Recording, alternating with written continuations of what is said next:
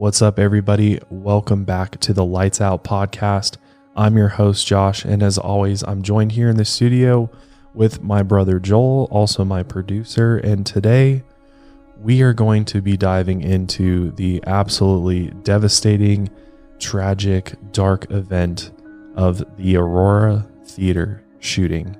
For many of you out there, I know that this is an especially terrifying event. I know it is for me that this really absolutely rocked me at my core and completely changed, how I kind of viewed the world after this happened. And specifically, I remember the day that I found out that there had been this mass shooting inside of a Century 16 movie theater in Aurora, Colorado on July 20th, 2012. And this had happened during the midnight screening of the film The Dark Knight Rises. And I'll never forget the morning after all this happened. So July 21st, I remember I was actually on vacation with my wife, Kendall, and I remember waking up and we flipped on the news that morning, and all over the news was just these headlines, these terrifying headlines and scenes of what had transpired the previous night at the movie theater, where actually Aurora, Colorado is a place that is very close to me because I actually went to high school not more than a mile away from where this movie theater was. And I've actually seen a movie at this movie theater before in the past. And so it completely just shocked me to my core that something like this could happen, in a place that I knew so well. And just, for all of you out there, I'm sure thinking, I can't believe something like this could happen in a movie theater, period, or just at all. And so I just remember sitting in bed with Kendall and just thinking like, holy shit, this is just so surreal. I can't believe this happened. And so actually coming up on Monday, so this episode will air on a Friday. So the 8-year anniversary is actually coming up, July 20th, 2020. So with the anniversary coming up, I thought, why not talk about this? I know it's extremely tragic, it's extremely dark, but I feel it's super important that we continue to tell these stories. And obviously we're going to have to talk about the perpetrator of this horrific attack. But at the end of the day, I always want to pay my respects to the victims and all of those that are affected, especially in these mass shooting scenarios. So that's what I'm going to attempt to try to do today, as well as give you guys the facts about what happened on July 20th, 2012. So we're going to begin with talking about James Holmes, who is the man that carried out this horrific attack. I think it's always important to dive into the actual person behind these tragic events, because I think there's always something that we can learn from it. I feel like there's always a missed sign, a missed red flag. There's always something, I feel like, that gets missed or people don't know about. And maybe the hope is that if we learn from these events, we learn maybe people that carry out things like this, what they're thinking, what they had gone through, what potentially could have created some type of red flag for somebody, that maybe this could have been avoided, or maybe we can avoid something like this from ever happening again. That is the ultimate goal, I think, with all of this. But let's begin by talking about James Holmes.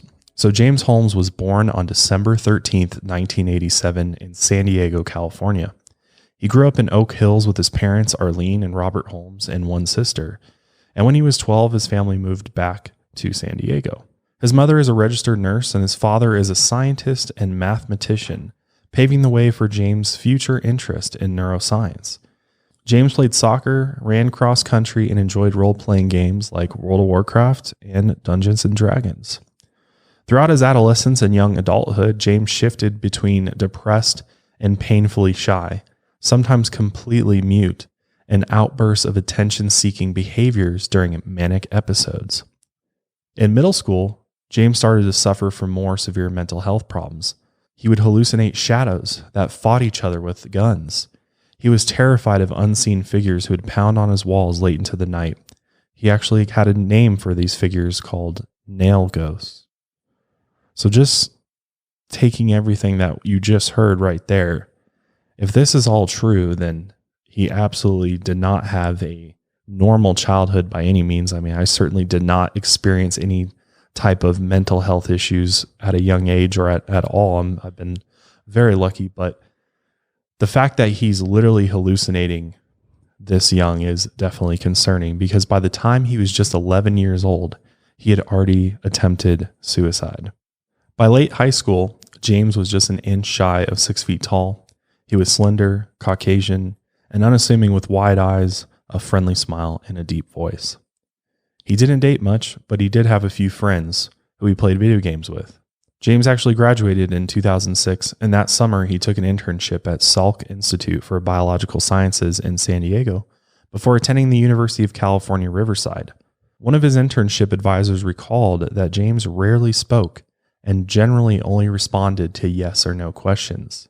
He was stubborn and socially awkward, failing to bond with the other interns. James had presented a project to complete over the summer, but never finished it, and he didn't stay in contact with anyone once the program ended. But James described a much different experience in an essay for a college application than what his advisor recalled. He said that while the program was challenging, he excelled and enjoyed presenting his completed project. A social worker at a student health clinic noted his severe anxiety. James told her that he had thought about killing people, but she didn't think he was a threat to himself or others, and there was no other instances where he said this. During one summer in college, James worked as a counselor at a summer camp. He was directly responsible for 10 kids between the ages of 7 and 14. The summer went well, and he completed the job with no incidents. James then went on to graduate with a Bachelor of Science in Neuroscience in 2010, along with being in the top 1% of his class. He was a member of multiple honor societies and described as an effective group leader who was emotionally mature. But he ended up skipping the graduation ceremony. After he graduated, he moved back to San Diego, and when he couldn't find work in his field, he went to work a part-time job at a local McDonald's, and then later on for a pill and capsule coating factory. A coworker at the factory recalled a strange incident with James where he was very unresponsive one time, just staring at a wall, like not making any movements, just acting really bizarre. So when the coworker tried to approach him and talk to him, see what was going on, James just turned and looked at him with this creepy smile on his face and didn't even answer him with any words. He was just like staring back at him. It's just super weird. This behavior is definitely interesting to note because we do end up seeing this later on, and we'll talk about that more. But something is definitely not right with James, that's for sure. So in February of 2011, James met with a recruiter for the University of Colorado's new neuroscience program, which was created to bring together science and clinical research. It was an elite program affiliated with the Center for Neuroscience and over 150 scientists and clinicians. And just on that note, the University of Colorado Hospital here in Denver is definitely one of the top-ranking medical centers, I believe, in the entire country. So there's a lot of really, really smart intellectual doctors, scientists, people that are just doing research that do come to this facility here in Denver. So the fact that James was even attempting to get into this program was a really, really big deal. The recruiter described James as casual and relaxed, seemingly unfazed by a process that was usually stressful for young people planning their futures. Only a handful of students out of over 60 applicants were admitted to the prestigious program. James also seemed detached and withdrawn. He didn't socialize with fellow recruits and made an odd joke while introducing himself at a group session that made others at the table very uncomfortable. Regardless of his odd behaviors, though, James was admitted into the program as a PhD candidate, and he started this program in the fall of 2011. He actually received a grant for his tuition and a $5,000 stipend for living expenses. And as a student, James generally kept a very low profile, resisting typical things like a Facebook account and rarely going out and socializing. At times, he was painfully awkward and displayed classic signs of social anxiety. Students who tried to draw him out of his shell received little more than a quiet, polite reply of just a few words. But for the most part, he was friendly enough and sometimes revealed his dry sense of humor in casual conversations or during class presentations. Those who had classes with him recognized his exceptional intelligence despite his tendency to daydream and clear apprehension of being called on in class. Professors also took note of his intelligence and talent in the field. By his second semester, he was already writing essays deemed of the same caliber as published papers in the field. It's pretty impressive, and it goes to show his level of intelligence is really up there. I mean, he's definitely way above average when it comes to his intellectual ability. Throughout the year, he had an on and off again relationship with a fellow student. They broke up once in the fall of 2011, but then got back together in early 2012. But then shortly after, they broke up permanently in February. This ex-girlfriend described James as distant and awkward. He had confided in her that he wanted to kill people, but she didn't take him seriously. I feel like this happens way more than it should. If somebody is telling you that they're going to kill people, I feel like you've got to tell somebody. Like, somebody at least needs to have a note on his record somewhere that he is having these homicidal thoughts. Like, it just doesn't make any sense to me that people don't act. But I guess, I don't know. I've never been in that situation, so I can't really judge.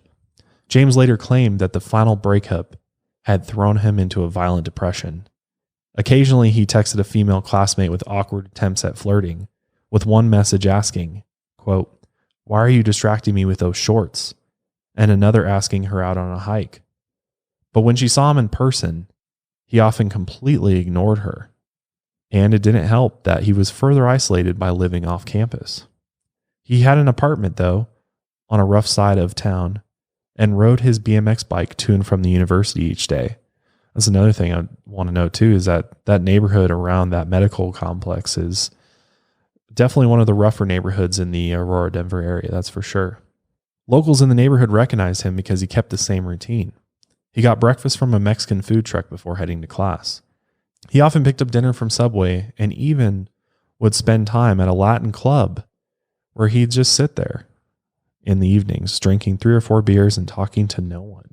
So he's like that creeper in the club that's just creepily watching from the bar, no rhyme or reason to be there. And I mean, if you've ever been to one of these Latin clubs, especially in an area like Aurora, I mean, he's probably going to stick out a lot, being a Caucasian man. He's definitely going to, I'm sure people are like, who is this guy? What's he doing here?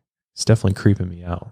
Yeah, definitely. And it just shows how introverted he really is. But at the same time, it's surprising because if he doesn't like being around people, why is he going to these places and, just standing by, staring at people? And, that's just all super, strange behavior. And, it just doesn't make sense with the type of personality that he has to be going out like that. Yeah, I think that, and what we find out is I think a lot of it has to do with, sexual reasons, like he wants to go out and at least look at women at the club dancing. I'm sure that was a huge part of it. And maybe he might get lucky and one might talk, a woman might talk to him, but I don't know. It's definitely weird that he ventured out at all.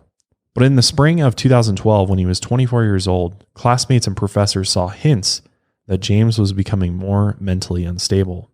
They noticed that he stopped making jokes and never smiled. I guess he had a dry sense of humor, and even that disappeared. And so that was definitely made people feel uneasy for sure, because there was definitely a very stark change in his behavior. He allegedly hired sex workers and would sometimes leave reviews about them on message boards. He also proceeded to start ordering large amounts of ammunition online, amassing more than 6,000 rounds of ammunition and high-capacity magazines.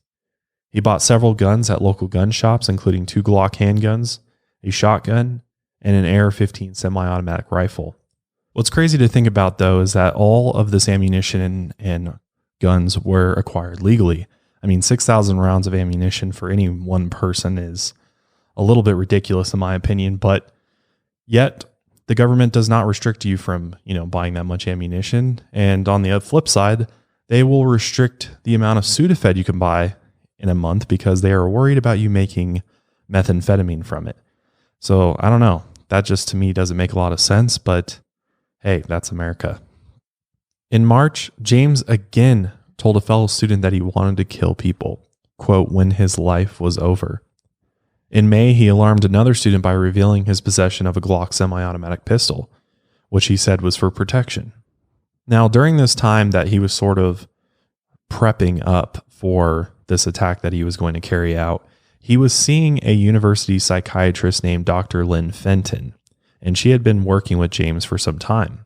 And he had actually told her about his obsession with wanting to kill people. And it was around this time that Dr. Fenton believed James might have a serious homicidal ideation. And because she felt this way, that he might be a danger to himself or to others at the university, she even brought this to the threat assessment team and the campus police. But James had no criminal record and didn't meet the criteria for an involuntary psychiatric hold. So literally they did nothing. At the end of the semester, James tanked a crucial oral exam. He covered little information in his presentation and spoke without interest or inflection. It was as if he didn't care at all. He did so poorly that his university supervisors questioned if he could continue the program without remedial instruction. In June and July, James had a few text conversations with the same female classmate he had asked out on a hike earlier that year. He went on to tell her about how he had failed his exam and that he was going to quit the program. Once he decided to leave school, his behaviors only grew stranger. James called a man named Dave Aragon, who had directed a low-budget film about a vigilante called Suffocator of Sins. James told him that he watched the trailer over 100 times and wanted to know more about the film. When describing the conversation, Dave said, quote, "He came off as articulate, nervous, on the meek side, and he was obviously interested in the body count." In late June, James tried to join a gun club owned by Glenn Rokovich. Glenn called James to invite him to an orientation, got his voicemail. And James' voicemail message was so disturbing, bizarre, and incoherent that Glenn told his staff to notify him right away if they saw James on the property. Another warning sign. While considering the concerns Dr. Fenton had expressed to the university's threat assessment team, administrators deactivated James' key card. The university claimed that this is a standard procedure when a student drops out, but James never submitted the final paperwork to withdraw from the program formally. James received another text from his now former classmate checking in on him after telling her he was leaving the program. And during this conversation, James asked if she had heard of dysphoric mania, a severe mental health condition that can cause a variety of devastating symptoms.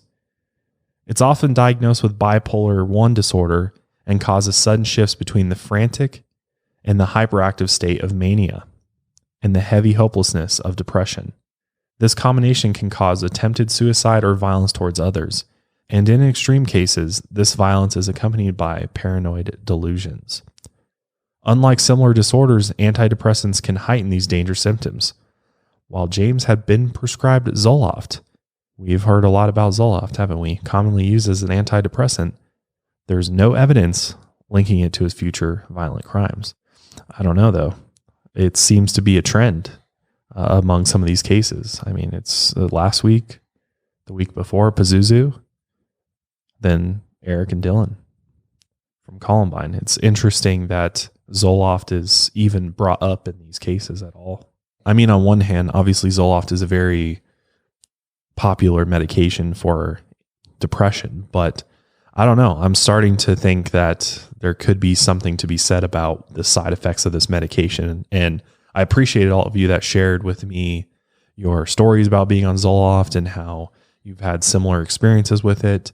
So I don't know. I don't know how I feel about Zoloft. I mean, if it's helping you, great, but it seems like has a lot of issues for sure. But this former classmate also asked James about treatment options for dysphoric mania. He implied the treatment he was receiving was no longer working and warned her to stay away from him. Quote, "I am bad news," he said. She texted him again offering to talk more, but he never replied. Now, before we talk about the actual day itself, I want to thank our sponsor today, Every Plate. So with everything going on, I've been trying to avoid going to the store, the grocery store as much as possible. And one way that I've been able to achieve this is by using the meal service, Every Plate. With Every Plate, you can get meals you'll enjoy and your bank account will love delivered right to your door. So no leaving your house. Think of it this way. One meal is the same price as one cup of coffee. Recipes come together in about 30 minutes, which is definitely faster than a trip to the grocery store and starting a meal from scratch. In fact, I really enjoyed the chicken sausage stuffed bell peppers. It was absolutely delicious, and it literally only took me about 20 minutes to clean and cook afterwards. Every plate's easy to follow recipes, and pre-portioned ingredients take the stress out of dinner time. Every plate does the meal planning, the shopping, and the prepping for you, taking the time-consuming guesswork out of cooking. Never buy more ingredients than you need because every plate's recipes come with everything already pre-measured. That was one thing that I really liked about every plate was the actual ingredients that they sent. Everything was high quality, no issues at all. And honestly, they actually gave me more than what I even needed for the meal to prepare. So I had some extras left over that I could actually use for another meal that I cooked. Plus, every plate now offsets 100% of their carbon emissions, and they're constantly expanding their shipment zones. So check to make sure your zip code is included where they ship at checkout. So if you want to check out Every Plate, you can enjoy your first week of Every Plate meals for only $3.99 per meal by going to everyplate.com and using code LIGHTSOUT1. Again, enjoy your first week of Every Plate meals for only $3.99 per meal by going to everyplate.com and using code LIGHTSOUT1. So on July 7th, 2012, James Holmes bought a ticket online for the midnight premiere of The Dark Knight Rises, which was going to be the biggest blockbuster of the summer. And the ticket was for the Century Aurora 16 Multiplex Theater in Aurora, Colorado. For those that don't know, Aurora is a suburb of Denver, and it's only about 20 miles or so from Columbine High School. And like I said, it's also a place that I frequently visited. I used to go to the mall that's directly across the street from there. I went to high school, probably ride my bike there if I wanted to, or walk there. It's only about a mile away. I know Joel has been to that theater before, at least that area before for sure. Yeah, and I was going to say, dude, there's a few times you and I went there as, when we were young to see some movies and stuff. So plus it's right by the Aurora Mall. When we were growing up, we were always up in that mall. So it's just a very well-known area for both of us. Yeah, it really is. I mean, I used to roll around that area all the time. And so it was this is just all so surreal that this all happened there. And I mean, I even knew people that were there the night of the shooting. But early in the day, on Thursday, July 19th, James mailed one of his notebooks to his psychiatrist, Dr. Fenton. He then went about finalizing the plans for elaborate and deadly booby traps, which he set up throughout his apartment. James then gathered up his body armor, including a ballistic helmet, an urban assault vest, protective gear for his legs, black gloves, even a groin protector, and a gas mask. He then packed up his stockpile of ammunition and weapons he had been hoarding the last several months. And then before he left his apartment that night for the theater, he turned on techno music and turned the volume all the way up. James then loaded all of his gear and weapons into his car and headed for the movie theater. In a last-ditch effort to save himself and his future victims, James called a crisis hotline, actually. And he hoped to be talked out of what he had planned to do. But the connection was lost after just 9 seconds, and he didn't call back after that. James arrived at the Century 16 Theater in Aurora just before midnight. He was directed to the theater number 9 and walked toward the right side of the screen and through the exit door leading to the parking lot, where his car was parked nearby. And when he left the theater, he propped the door open so that he could let himself back inside, because I'm pretty sure that theater, most of those doors do not have handles on the outside of them even. They're literally just there as like an emergency exit from the actual theater themselves. So I don't know how he did this without people noticing in a packed theater. Because I know that if I was sitting in the theater, I probably would have noticed somebody propping the door open. But at the same time, again, it's late at night, so it's dark outside. The theater's probably somewhat dark, and it's packed. People are, dressed up there for the premiere of The Dark Knight Rises. They're not thinking about, somebody that's going out a door. They're not thinking, nothing is crossing their mind to give them any sort of inkling about what is going to happen to them at all. It's crazy to think about. So as you can imagine, the movie theater was just completely sold out that night. Like, this place was packed, and there was about 400 people there during the time James was at the theater. And I mean, the hype was real for the new Batman movie. So everyone was even all dressed up and just super stoked about it. But going back to your point earlier, I think the fact that it was so crowded and just so many people that there wasn't enough movie theater staff to have a good eye on everybody and their whereabouts and what they're doing. So I think that was one of the biggest reasons why it was possible for James to, prop that door open and come in and out, basically. Yeah, because thinking back to the last time I went to a premiere for a movie, I don't even remember what movie it was. It's been so long since I've been to the movie theater, it feels like. But I remember that there was a staff member that stood at the bottom in front of the screen, kind of looking up at the crowd and was kind of you know how there's usually doors or a door on one side of the screen. Mm-hmm. And so I don't know if I'm pretty sure this premiere was after all this happened. I'm actually positive it was. So maybe this is a new thing that they do where they actually do have a staff member stand at the bottom of the theater in front of the screen to kind of watch and make sure people don't try to go out the exits or do any funny business or anything like that. So I don't know. I'm pretty sure that during this time, though, there was likely not a staff member because, it's premiere night. There's tons of theaters there. So they can't have enough staff to, watch what everybody's doing. So it's very possible that he just slipped out and nobody even noticed that he had left the theater at all. So it's very possible that he left the theater, propped the door open, and nobody even saw him. But I don't know.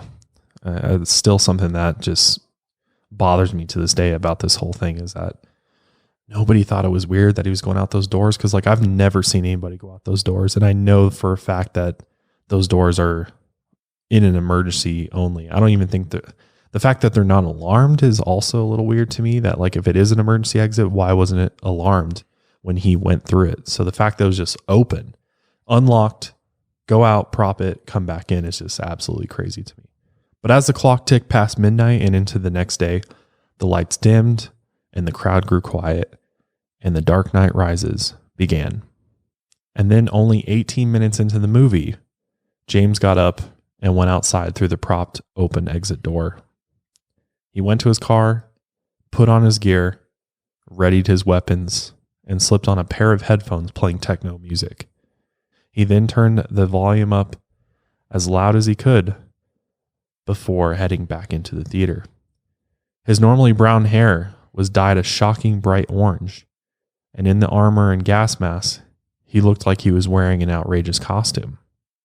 And then at 12:39 a.m., James returned to the exit door, pushed it open, and threw 2 tear gas canisters toward the crowd. With his gas mask in place, he was unfazed by the exploding canisters. For everyone else, the gas caused severe irritation to the throat, skin, and eyes. At first, what people said was that they just saw this green canister get thrown into the theater and they thought this was some part of the actual premiere. Like they were going to add some added, effects to the screening. And they quickly realized that that was not the case.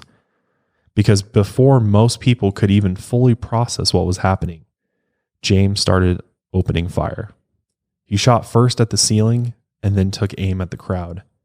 He fired at the people toward the back of the theater, and when people started running down the aisles, he fired at them. He used a 12-gauge shotgun, an AR-15 rifle, and 2 40 caliber handguns.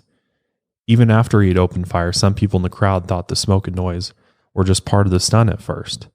But as the smoke cleared, they saw James standing at the front of the theater, illuminated by flashes from the gunshots. And in the chaos, people scrambled over the seats and on top of one another in an attempt to escape, causing numerous injuries. Others lay down under the seats, praying for their lives. Due to the tear gas that had gone off, the fire alarm system went off, and people started fleeing, including those in the next theater over, number 8. Cell phone videos from inside the lobby show panic and chaos as people rush out of the theater, many screaming and several covered in blood. From security footage, movie theater staff can be seen trying to duck and cover while patrons run through the lobby and out the front doors. In one video from the parking lot, a woman can be heard frantically asking why there are no ambulances or paramedics. During the shooting, James felt as though he were on autopilot and just carrying out a mission He said there was no thrill and no apprehension. He simply went through the motions as planned. He stood in one place carrying out the shooting, methodically unloading each gun in quick succession. He fired 76 shots before exiting the theater. A total of 70 people were injured, 58 from gunshot wounds, and 12 while escaping gunfire. 3 people in Theater 8 were even shot through the wall. And when the dust had settled, 10 people were dead and 2 more would die at the hospital from their injuries. So obviously this is a absolutely horrifying scene. A place where so many of us go to relax, to escape. I mean, that's why we go to the movies, right? We go to the movies to escape from reality for an hour, 2 hours, whatever it is. And on this night, people were completely robbed of not only that experience, but robbed of their lives. I mean, for me, this is probably one of the most terrifying things that a human can go through.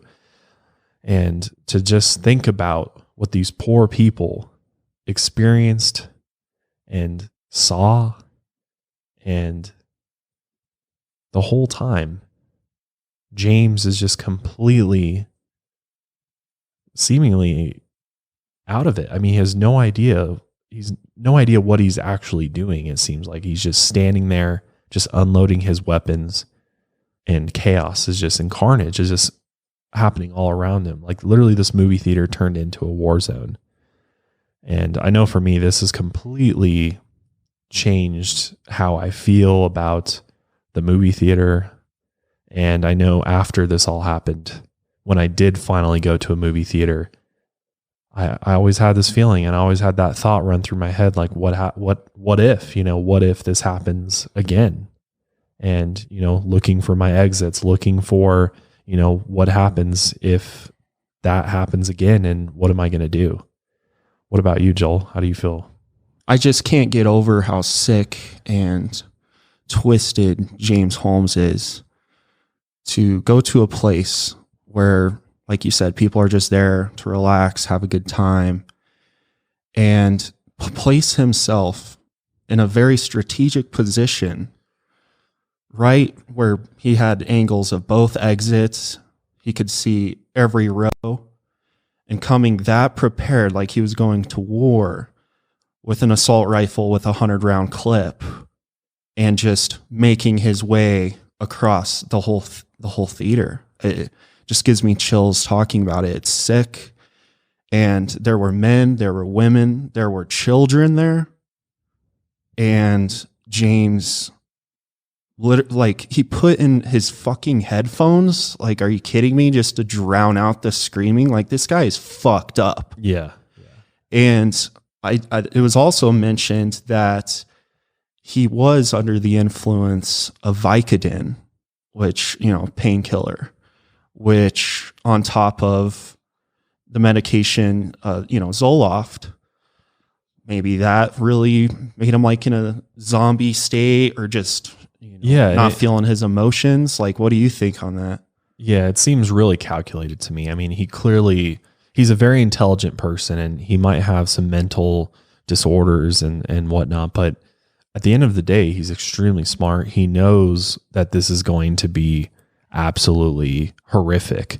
And, I think as a human being, I think in this type of situation, if you don't numb yourself and, drown out what's happening around you, then I think it becomes, for any human, no matter how evil or how, mentally ill, I think to some extent, you start to feel what is happening and what you're doing. And I think you start having, second thoughts. So I think he knew that that could be a possibility. So therefore he did whatever he could to drown that out while also still being able to complete the mission. And to me, it's just, like you said, it's sick. It's sick. It's calculated. It's evil. And yeah, there's just death, carnage. People are bleeding. People are dying all around him. And he's just in his own little world, his own little sick world, where he's just completely detached from it all. Because after he unloads on the theater. He then proceeds to walk out the door he went in, out to the parking lot to his car, and stood there waiting. Meanwhile, moviegoers are just going absolutely crazy. There's 911 calls flooding in, and I'm going to play a little bit of those 911 calls because I think it's important to hear what people are experiencing. 315 and 314 for a shooting at Century Theaters, 14300 East Alameda Avenue. They're saying somebody's shooting in the auditorium. 315 and 314, there is at least one person that's been shot, but they're saying there's hundreds of people just running around. 316, be advised. Somebody sprayed some gas over here, too. 316, I need a rescue in here hot, too. I got a guy shot. And inside of Theater 9? Just outside of Theater 9. Team 6, we got another person outside shot in the leg, a female. I got people running out of the theater that are shot in room 9. 318, got another victim on the north side of the theater in the parking lot. I'm being told that he's in Theater 9. From what I'm smelling inside, it sounds like it's OC maybe too. Get us some damn gas masks for Theater 9. We can't get in it. 14, we have a party in the car shot. Plate 240, John Zebra, Ida, it's a Kia, white Kia. Okay, copy. There's another victim in a white Kia. Where is that vehicle at? 16 Adam, I need a marked car behind the theater, stable side. The suspect in a gas mask. 11, hold the air 1 second. Cars with that white car in the rear of the lot. Is that a suspect? Yes, we've got rifles, gas masks. Use the stage right now. I've got an open door going into the theater. Okay, hold that position. Hold your suspect. 16, I got 7 down in Theater 9. 7 down. Wow. That is, it's just something that I don't think any of us can actually wrap our heads around, like hearing that and hearing the absolute chaos that's ensuing after all of this and during it. And, everybody's trying to figure out what's going on. The police actually responded to this incident within 3 minutes, I believe. They were on scene like right away. And I mean, to give some perspective, the actual town hall for Aurora, as well as the main police headquarters for the Aurora police, is actually like a stone's throw away. I mean, it's only, less than half a mile away. So the fact that, he chose this theater is, is horrible, but at the same time, it's good that the police and responders were there within minutes. I mean, this was unlike some of these other events out there where the police really, fucked it up. The response to it, in this case, they did a great job. I got to give the police credit that they did respond to this appropriately and right away. They were there on scene at the movie theater. And due to the fact that the parking lot was in absolute chaos, there's people running out, there's people being carried out, they're injured, they're bleeding. And police actually had to make a decision to start and just put people in the cars because they weren't able to get the ambulances there right away or enough ambulances there. And also it was still an active scene. I mean, they didn't really know what was going on or how many shooters there were. At first there was word that there could have been multiple shooters at this incident. So they just started putting people into cars and people into squad cars and racing them off to the hospital. Meanwhile, James was found next to his car at about 12:45 a.m. He was just standing there. He just walked out of the theater. He had no plan.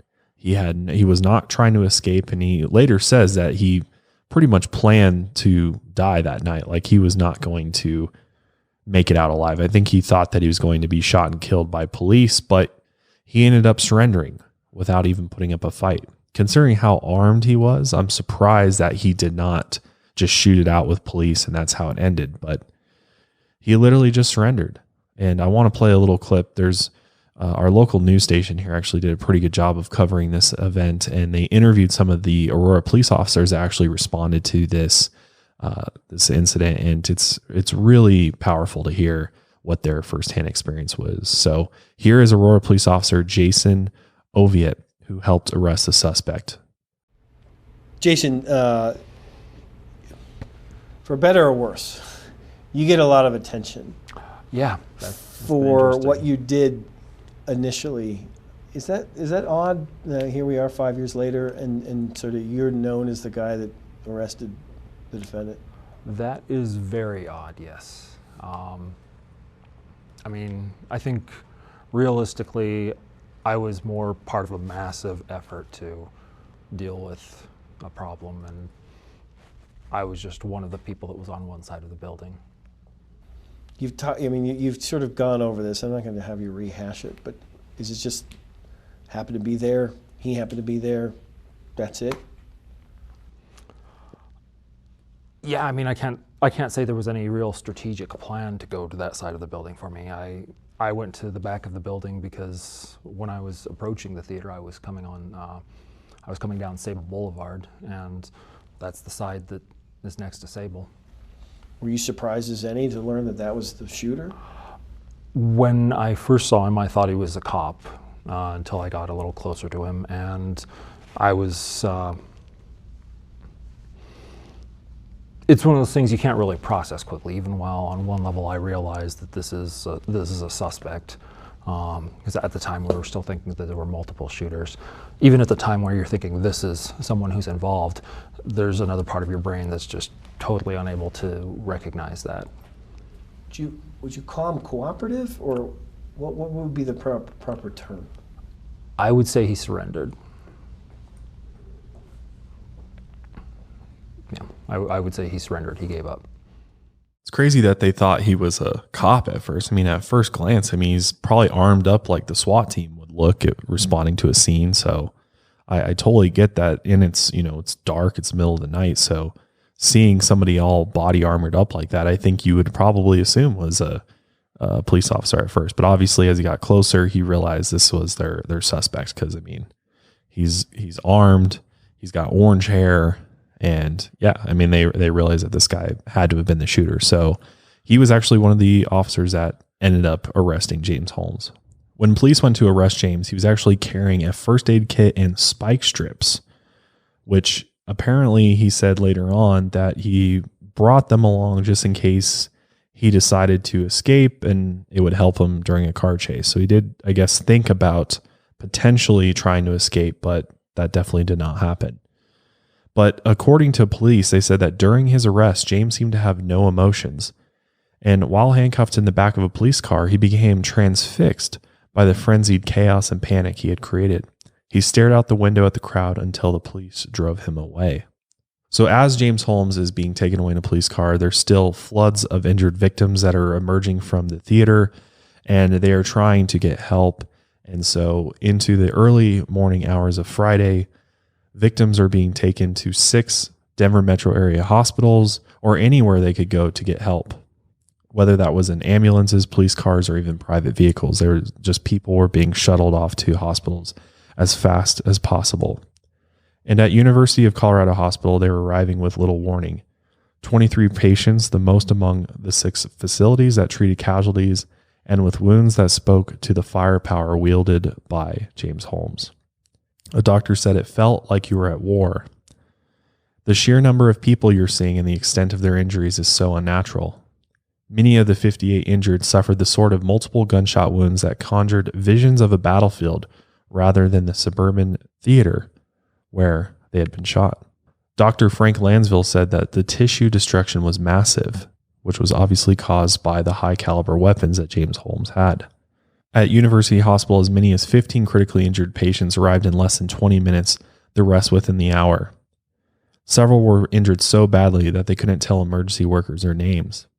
At the Medical Center of Aurora, Dr. Lansville described the first wave of arrivals as life-threatening gunshot wounds to the head and neck, the chest, or the abdomen. Those with head wounds were intubated if necessary, then resuscitated if they had stopped breathing. Those patients obviously got the top priority care, because abdominal wounds are deceptively dangerous because severe internal bleeding can occur from the spleen, liver, and other organs. So they worked very quickly. And honestly, these guys were definitely heroes in all of this. They performed portable ultrasounds near each ER bed to help assess the internal bleeding as quickly as possible. Emergency personnel continually and methodically asked patients to talk, because speaking coherently is a key sign they're staving off a crash or a rapid drop in blood pressure. The next group to arrive had extremity wounds, severe soft tissue damage or bone damage from shotgun blasts and rifle or pistol bullets. Doctors mapped soft tissue damage and looked for a pulse in that extremity where the holes are. The last to arrive had felt the effect of the fumes from the gas canisters tossed by James Holmes, of shrapnel cuts sliced open by flying debris, or of falling and trampling injuries caused by everybody running out of the theater in panic. In the final wave of patients, Dr. Lansville said grazing gunshot wounds bled profusely but could be treated quickly. Those patients, after some x-rays to assure there was nothing deeper, were soon released Friday morning. Even those with less severe injuries faced the possibility of long-term rehabilitation. So at this point in American history, this mass shooting set the bar for the number of people injured and killed. And what's crazy is that after this, we had even more devastating shootings that took place. Up until the Aurora Theater shooting, the only thing close to a criminal record James Holmes had was a speeding ticket from 2011. And during interrogations, James told the police that his apartment was rigged with explosives. Later, when asked why he disclosed this information, James told a psychiatrist, "Well, they originally said that children would probably get hurt. I didn't want children to get hurt, so I talked to them." Law enforcement went to his apartment the next day to investigate. The bomb squad and agents from the Federal Bureau of Alcohol, Tobacco, and Firearms were there to assist. Robots entered his apartment for an initial search and were used to spray water on any found explosives. Hazmat teams entered next to continue the search. An explosive device by the front door was rigged to be triggered by a waist-high tripwire made of fishing wire across the doorway. The wire was connected to a thermos filled with glycerin, sitting in a frying pan filled with the chemical potassium permanganate. All that was needed to detonate was a tug on the wire to knock over the glycerin.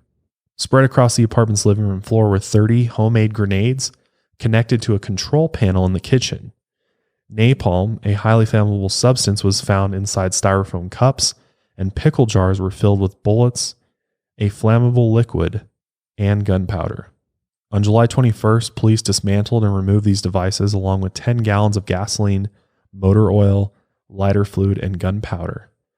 The number of explosives they found had the potential to blow up the apartment and several surrounding buildings. And obviously, once they realized this, a total of 5 buildings in the neighborhood were evacuated entirely. Only a few pieces of furniture were found inside James' apartment. Days after the shooting, the police discovered the notebook that James had sent to a psychiatrist, Dr. Fenton, at the university. And in his notebook, the pages revealed his fixation on death and murder, and details of the planned shooting, including drawings. Also found were disturbing pros and cons lists, which helped him decide on the details of the attack. He chose a theater where he believed he could kill the most people and where police response time was likely to be slower. He opted for the midnight showtime because he assumed fewer kids would attend. James was only interested in killing adults. He decided against an airport because he didn't want to be known as a terrorist. He wrote, "Terrorism isn't the message. The message is, there is no message." He chose guns over explosives to avoid hurting himself by accident. James had even considered becoming a serial killer, but wrote that it would be too personal, too much evidence, easily caught, few kills. The question, quote, "why?" appeared on multiple pages. So clearly, based on what he wrote in his notebook, this was a very well calculated and thought out plan. I mean, the fact that he was considering what place to carry this attack out in, as well as, the fact that he wanted to kill as many people as possible. I think it's really hard to wrap your head around why somebody would want to do something like this. But I think he completely just lost touch with reality altogether. I think he wanted to be famous for something like this. And that was the reason why he carried this out. A lot of people have speculated about whether or not he was trying to be the Joker that night. And, it actually became a rumor that he had actually called himself the Joker during this attack, but there's no evidence to suggest that that's actually the case. Most people that have looked at this case have come to the conclusion that he literally carried out this attack because he wanted to be famous for killing a bunch of people.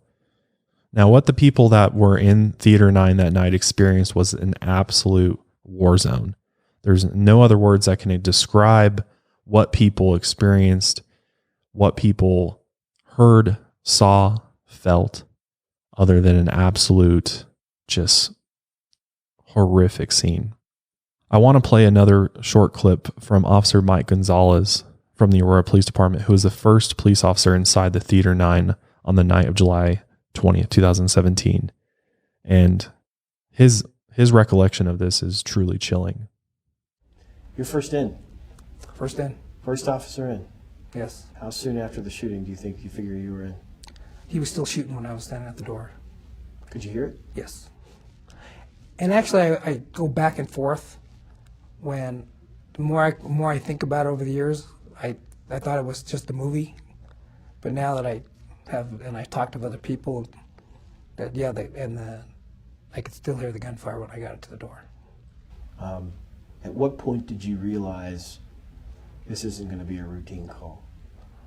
Well, when I rolled up, there was people carrying each other out. I mean, and dragging people out, wounded people. They were self-evacuating. And immediately I knew it was an active shooter. So I went to the place where, Theater 9, where it was happening. And I had my gun out and I was standing outside the door. And just then the door burst open and there was 3 kids two carrying one that was shot in the leg out. And then that's when I can hear the gunfire still inside. And they were telling me he's inside shooting, he's inside shooting. Do you go into police mode at that point? I'm trying to weigh my options here. I know that it's going on right now. I'm just waiting for some other people to show up so we can actually go in and make entry. And I'm telling you, felt like hours before the first officer arrived, but it was only seconds. They got there so fast. So in the hours after this horrific shooting took place, family members who rushed to the scene were directed to Gateway High School to find their loved ones or to be notified of their tragic deaths. Police later went door to door to notify people that their loved ones had died in the shooting. Again, 12 people died in the shooting, and 6 area hospitals were needed to treat the survivors. At this point, I want to go through the people that were tragically murdered this night. The first victim I want to talk about is John Larimer, who was 27 years old at the time. He was serving at his first post in the U.S. Navy and was looking forward to a bright future in the service. A commander of his said that John was an outstanding shipmate, a valued member of our Navy team, and an extremely dedicated sailor. Sailors were really drawn to his calming demeanor and exceptional work ethic. He was known as that quiet, extremely competent professional. John was at the theater with his girlfriend Julia that night. When he realized the loud noise was gunfire, he actually pushed Julia down and protected her from the bullets. But as a result, John was shot and killed. Whew, that is brave, man. That's real bravery right there. Saved his girlfriend's life. The next victim was Rebecca Wingo, who was 32 years old and had 2 daughters. She was devoted to her family and her church, always sitting in the front row on Sundays. And after learning of her death, Rebecca's father, Steve Hernandez, wrote on a Facebook post, quote, "I lost my daughter yesterday to a madman. My grief right now is inconsolable. I hear she died instantly without pain. However, the pain is unbearable. I love you, my daughter Rebecca. We all will miss you." Rebecca had joined the Air Force after graduating high school and served as a translator speaking fluent Mandarin. At the time of the shooting, Rebecca was working as a customer relations representative for a mobile medical imaging company and was enrolled at the Community College of Aurora, earning an Associate of Arts degree. A coworker described her as a bubbly, happy person, and a friend said she had the sweetest smile you've ever seen, and that she got prettier as she grew older. She attended the movie with a man she had only recently started seeing named Marcus. Marcus survived and later said he tried his best to protect Rebecca. The next victim, Alex Sullivan, was 27 years old, celebrating a birthday weekend with friends at the midnight showing of The Dark Knight Rises. An hour before the movie started, he tweeted, "Oh man, 1 hour till the movie and it's going to be the best birthday ever." During the previews, Alex cheered for the new Superman movie trailer, and others in the theater joined in. He had no way of knowing those were the last few moments of his life. His first wedding anniversary would have been the next weekend. Alex's Uncle Joe said about his nephew, quote, "He always had a smile, always made you laugh. He had a little bit of comic in him, Witty, smart, he was loving and had a big heart. Alex will be remembered by his family and friends as being a gentle giant, known and loved by so many. He always had a glowing smile on his face, and he made friends with everyone. The next victim, Alexander Boyk, or AJ, was the second youngest victim at just 18 years old. He was at the movie showing with his girlfriend, Lismoa, who survived. His friends remember AJ as being a ball of joy. He was never sad or depressed, and he wanted everybody to be happy. A Facebook page was created in his memory, and on the page a former teammate wrote, "You can't find someone with a brighter smile and a more positive outlook on life. There to help you up when you're down, and one to carry on life with such an intelligence." AJ loved pottery, music, baseball, and his family described him as a wonderful, handsome, and loving 18-year-old young man. The next victim was named Jessica Redfield, and she was 24 and moved from Texas to Denver to pursue a career as a sports reporter. She was at the movie with her friend Brenton, who said Jessica had to convince him to come along. When Brenton realized his friend had been shot, he said, "He tried to give her the best send-off I could and prayed over her body." She had recently interned at Mile High Sports Radio in Denver, where she met her boyfriend, Jay Meloff, while interviewing him because he was a hockey player for a story. Jay said, "We both had a lot of dreams and we were both very excited about our future." Jessica was also a blogger, and she had written extensively about surviving the June 2012 Eaton Center mall shooting in Toronto just a month earlier, when she was visiting the city with her boyfriend. According to Jessica's mother, Sandy Phillips, she said her daughter had a huge heart and cared deeply for other people. The youngest victim was Veronica Moser Sullivan, who was just 6 years old. Veronica was at the movie with her mom, 25-year-old Ashley Moser, her cousin and regular babysitter, 13-year-old Kaylin Bailey, as well as the family's pastor, Michael Walker. Ashley and Michael thought they were attending a cartoon movie. Ashley, Michael, and Veronica were all shot as Kaylin watched in horror. She dropped to the ground and frantically called 911. She knew Veronica wasn't breathing, and the 911 dispatcher tried to direct CPR, but Ashley had landed on top of her daughter and couldn't move. It's absolutely heartbreaking to think about a 6-year-old being in this horrific event. But I actually want to play a clip from Aurora Police Sergeant Mike Hawkins, because he probably had the worst job that night. And this clip is about him talking about carrying out 6-year-old Veronica Moser Sullivan. I'm really proud of us, and it was a well-oiled machine, and I'm going to come out and say it. It was by God's grace that it was a well-oiled machine. What do you mean by that? I know that God moved in us to work that well together and that quickly and that effectively together. Yes, we had trained for a active shooter event. We had not fully trained for a mass casualty event. We had not trained for what to do when someone's intestines were spilled out. We had not trained for that.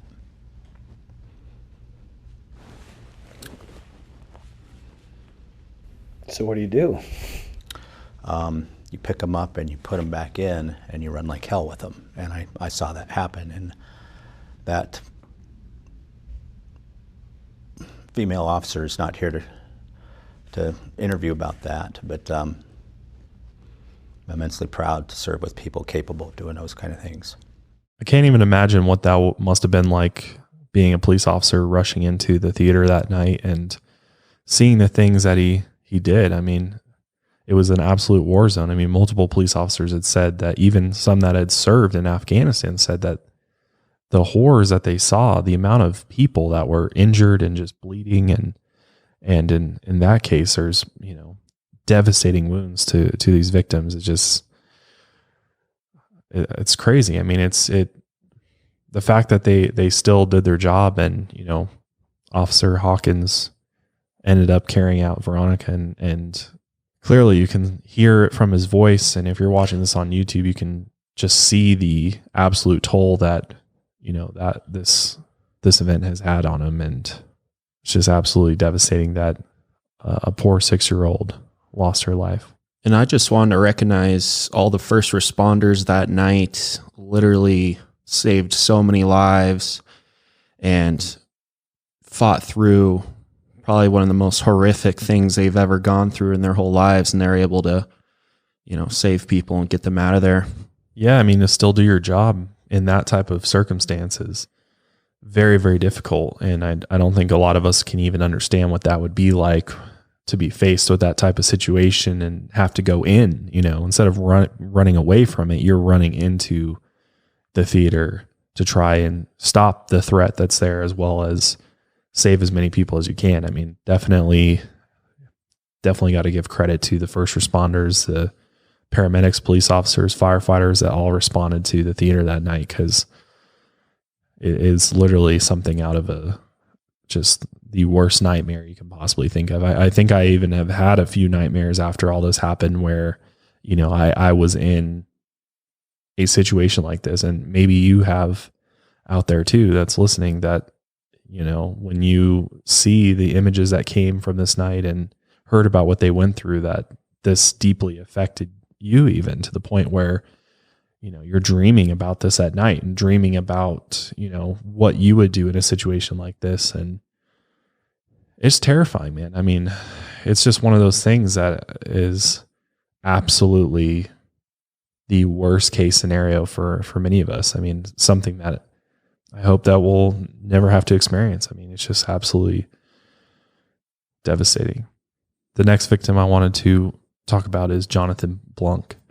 And he was a 26-year-old father of two. He had served 3 tours in the Persian Gulf and North Arabian Sea in the U.S. Navy. He was an emergency medical technician and a certified firefighter. And according to his girlfriend, who survived, Jonathan died shielding his girlfriend from bullets. And his last words were, "Jansen, we have to get down and stay down." And the day after the shooting, he had planned to fly to see his kids, his 4-year-old daughter and 2-year-old son, with their mom, Chantel. Jonathan and Chantel were separated, but on good terms, and planned to enjoy a family day. And unfortunately, he did not get to do that. The next victim was Michaela Medic, and she was 23. She loved spending time with her friends, who called her Kayla, and was saving for a trip to India. She was with a large group of friends on the night of the shooting, and after learning of her niece's death, Kayla's aunt, Jenny, described her as an independent-minded and sweet girl who rarely asked her family for anything.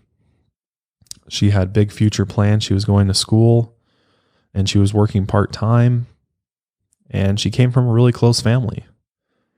And so it was really devastating to lose her. The next victim was Jesse Childress, who was a 29-year-old Air Force cyber systems operator who attended the movie with a group of friends that night, and one of his friends actually was injured. His friend said he loved playing sports and played almost every day of the week. He enjoyed superhero movies and comics, and everyone who knew him spoke very highly of him. The next victim is Matt McQuinn. He was 27 years old and attended the movie with his girlfriend Samantha Yowler and her brother. And when the shooting started, Matt quickly moved to shield Samantha and Nick. And Nick actually left unharmed, and Samantha was shot in the leg. But Matt died from his injuries. Matt and his girlfriend Samantha were planning to have a life together. And they thought seriously that they were probably going to get married soon. But as a result of what happened, that never was allowed to happen. The next victim was Alexander Teves, and he was 24 when he attended the movie with his girlfriend Amanda and a group of friends. He had just completed a master's degree in counseling psychology from the University of Denver the month before and planned to become a psychiatrist. And when the shooting started, he pushed Amanda safely to the ground and told her it was going to be all right. And at some point, she knew someone near him had been shot, and she called out for Alex. A friend tried to pull her up to flee, but she grabbed Alex's hand. She later said, "I wanted to try to take him with me." Alex will be remembered as a very wonderful, kind, caring person. He had a great sense of humor, and at one point he grew his hair 10 or 12 inches long so he could cut it off and donate it to Locks of Love. After Alex died, Amanda took his last name and changed her name legally to Amanda Teves. The next victim was Gordon Cowden, a 51-year-old father of 4 and the oldest shooting victim. He died while shielding his 2 teenage daughters who weren't hurt. His daughter Brooke remembered him saying he loved her right before he died. His family remember him as a quick-witted world traveler with a keen sense of humor, and he will always be remembered for his devotion to his children and for always trying to do his best to do the right thing, no matter the obstacles. So that was the 12 victims that tragically lost their lives that night. But there was obviously at least 58 others that were seriously injured as a result of this attack. Many of them actually received injuries that they did not fully recover from. Some of the victims continued to live with the effects of their injuries, whether they're paraplegic or just had to have numerous surgeries in order to get some sense of normalcy back in their lives. I actually had a friend in high school named Michaela, and she was there that night during the shooting, and she wasn't in one of the theaters where the shooter was in, but just one by it. She ended up getting shot with a little shotgun pellet, and right here, like lower lip. And still to this day, I mean, she had to get surgery and she still has like the scar from that. So I feel like a lot of people might have been impacted in some way, you know?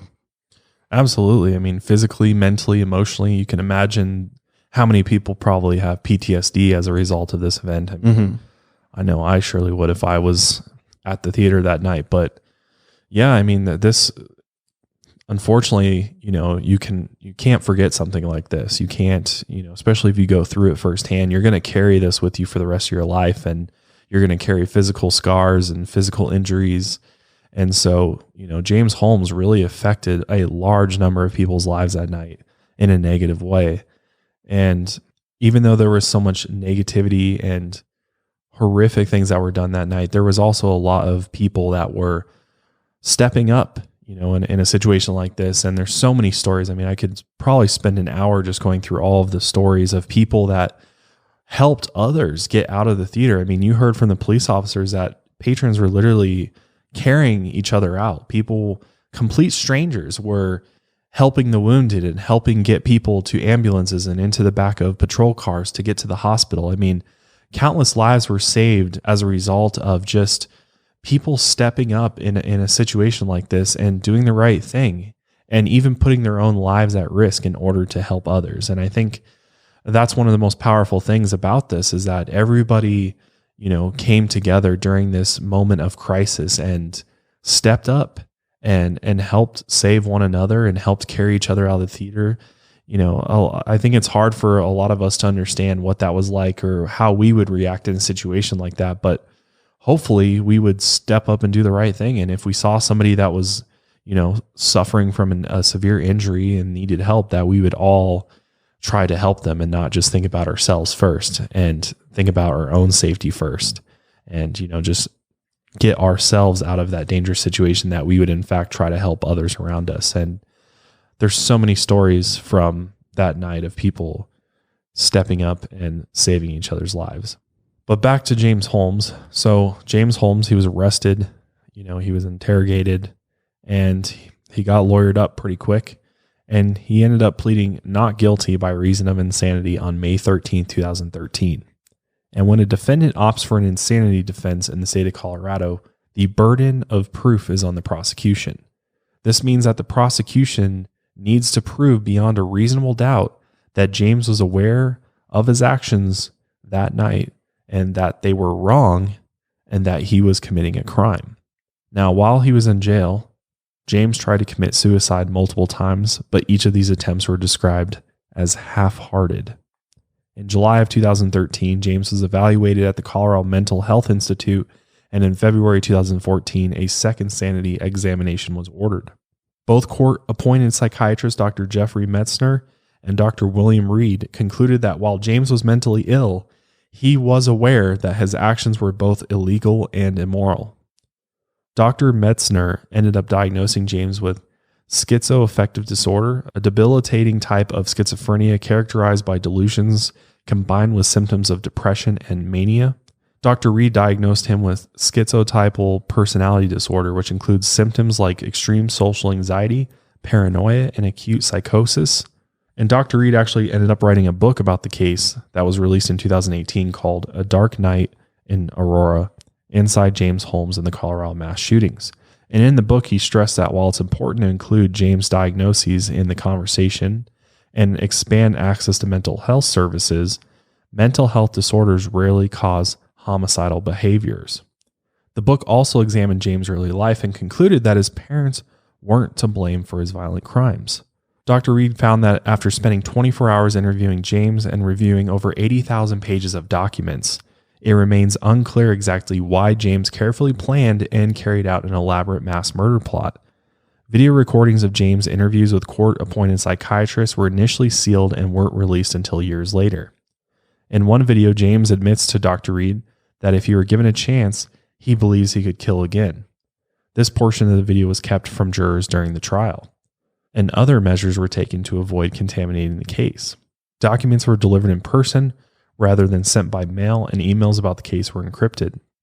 Within the first 8 days of the trial, 3 jurors were dismissed when it was discovered they had been discussing reports of the case in the media, and 2 more were dismissed for not being truthful about the selection process. During the trial, jurors viewed 22 hours of video recordings from 2014 of James' interviews with court-appointed psychiatrists. Now, I hate even giving him any screen time, but I'm just going to play a little clip of James being interviewed by a psychiatrist just so you can get some perspective of what he sounds like and how he acts. Well, they drove up behind the theater because everything happened behind the theater at that point. And they were looking at Theater 8, and they had their backs to me, even though I had a gun right next to me and stuff. So I didn't shoot them, but then they came towards me, and I put my hands up, and then they knew I wasn't police. So clearly from the video, you can see that, to me, it seems like he is able to, think without issue. He's clearly intelligent. He's able to analyze things that the psychiatrist is saying to him, but at the same time, he's definitely got this kind of crazy look about him and, kind of a weird way about how he goes about answering questions. But it wasn't until the trial was nearly over that James opted out of testifying. Had he chosen to testify on his own behalf, he would have had to answer questions from the jury. The last witness for the prosecution was actually Ashley Moser, the young mother who lost her 6-year-old daughter in the shooting, miscarried her pregnancy, and was paralyzed from her injuries. The last piece of evidence presented by the defense was a video of James in his cell running headfirst into a wall and acting strangely while strapped naked to his bed. The jury ended up deliberating for a total of 13 hours over 2 days, and when they came back, James was found guilty on all counts on July 16, 2015, including 24 counts of first-degree murder, 140 counts of attempted murder, and 1 count of possession of an explosive device. However, the jury failed to reach a unanimous sentencing verdict, so instead of receiving the death penalty, James was sentenced to life in prison with no chance of parole on August 7, 2015. It was later revealed that one juror resisted the death penalty sentence, explaining to her fellow jurors that she just couldn't do it. 2 others were also undecided.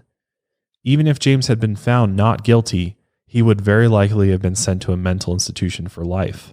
At a press conference just hours after the shooting, New York Police Commissioner Ray Kelly told reporters that James Holmes called himself the Joker, a supervillain in the Batman universe. Kelly said, quote, "He had his hair painted red. He said he was the Joker, obviously the enemy of Batman." Yeah, and again, this is, I believe, where this rumor started that he called himself the Joker, and this is just a rumor, and it persisted for years even after the shooting. And I think a lot of people were really worried when, the new movie in 2019, The Joker, was released, that there was, worries that a copycat killer might try to, do the same thing that James Holmes did. So there was actually a lot of people, and even victims of the Aurora Theater shooting, that were sort of protesting having Joker actually even released in theaters at all, for fear that somebody might try to emulate the character of the Joker and, carry out something like this again. And I mean, even I thought of that too. Like, I didn't see the Joker in theaters, but when I heard about the Joker movie coming out, and I knew that this movie, I mean, if you haven't seen the new Joker movie, it's extremely dark. It's weird because you can kind of see some similarities between James Holmes and the actual character, the Joker himself, especially in this new movie, and just how dark and depressing the character is and everything. And like personality wise. Yeah. And personality wise, even too, like, and mentally unstable. I mean, at the end of the day, both of them are mentally unstable. So yeah, a lot of people were really kind of up in arms about having the Joker released in theaters for the very fact that they were worried that something horrific like the Aurora theater shooting could happen again.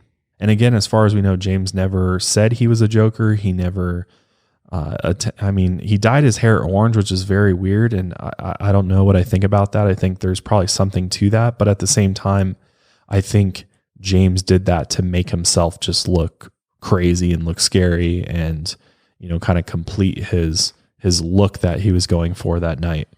So he actually didn't even know he was called the Joker until he learned about it from other prisoners in jail.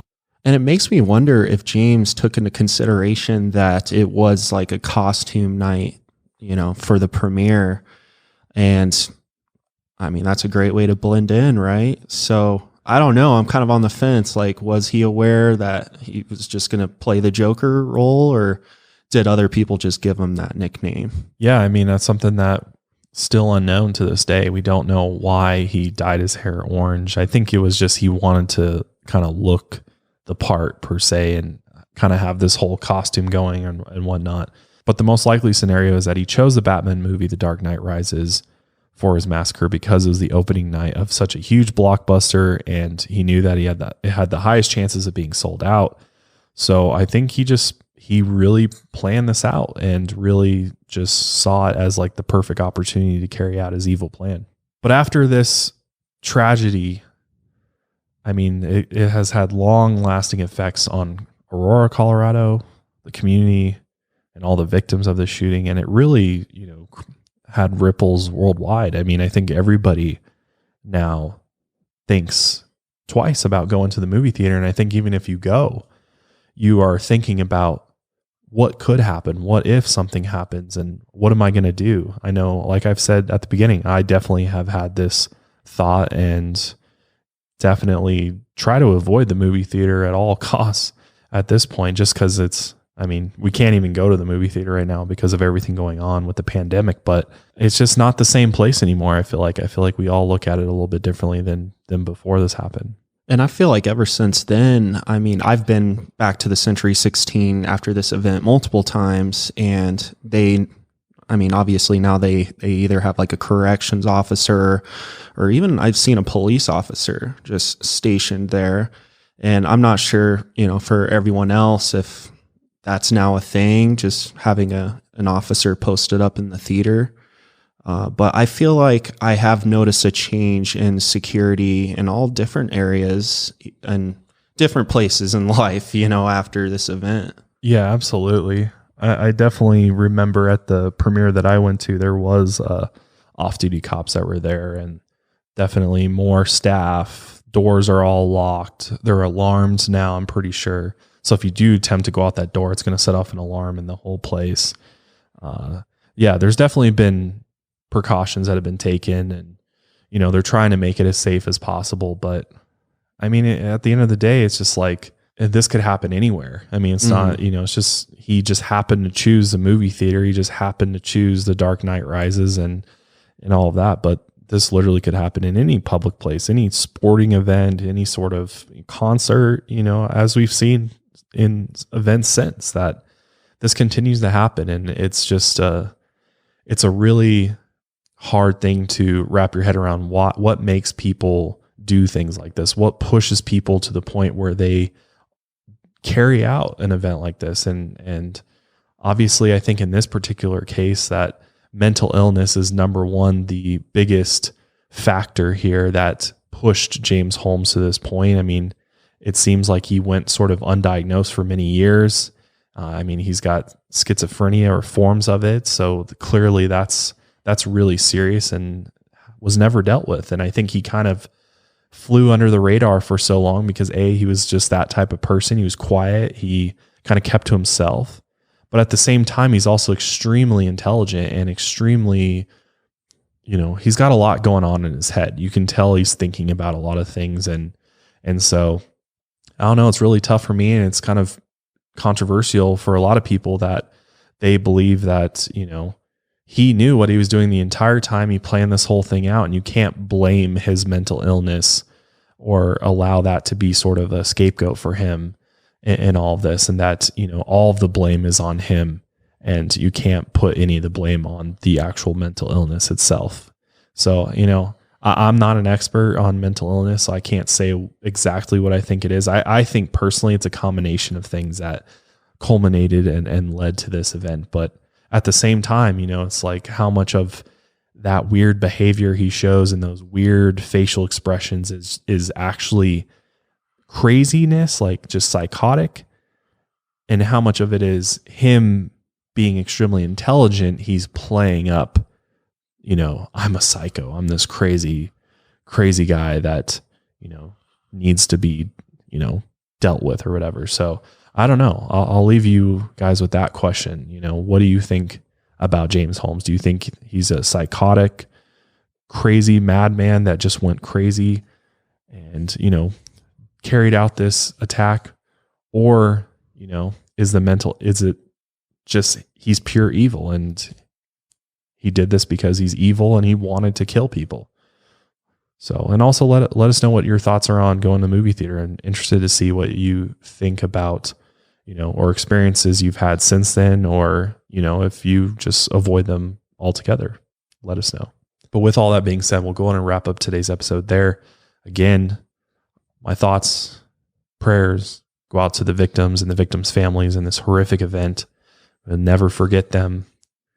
And we can never forget these things because, people died, people were affected for life, and we got to make sure we respect and honor their memories and remember that these things do happen so that we can hopefully try to prevent them from happening in the future. But thanks again for joining us for another episode of Lights Out. If you enjoyed this episode, please give it a thumbs up, subscribe, follow us iTunes, Spotify, YouTube. And yeah, we will see you guys next time. Lights out, everybody.